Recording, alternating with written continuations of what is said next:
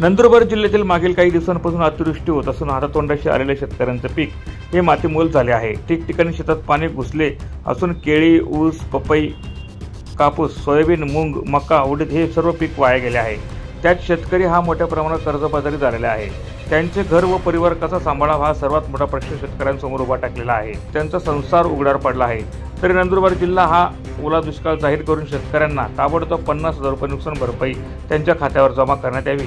त्यांची दिवाळी गोड करण्याचा प्रयत्न लवकरात लवकर करावा अशा प्रकारच्या मागणीचे निवेदन नंदुरबार शिवसेना उबाटा पक्षाच्या वतीने नंदुरबार जिल्ह्याचे पालकमंत्री माणिकराव कोकाटे यांना देण्यात आला आहे।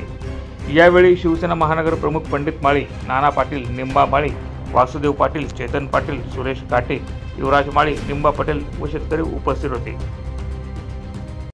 ओला दुष्काळ जाहीर करण्यात यावा आणि शेतकरीला एकतरी 50 ते 70 हजार रुपये मदत करण्यात यावी अशी आम्ही प्रशासनाकडे आणि सरकारकडे मागणी केलेली आहे। अगर सरकारने दिवाळीच्या आत नाही केली तर आम्ही तीव्र आंदोलन आणि पालकमंत्रीलाही या नंदुरबार जिल्ह्यात फिरू देणार नाही अशी आम्ही एक उद्धव बाळासाहेब ठाकरेच्या वतीने तीव्र आंदोलन करू। प्रतिनिधी प्रवीण चव्हाण, माझा महाराष्ट्र न्यूज, नंदुरबार।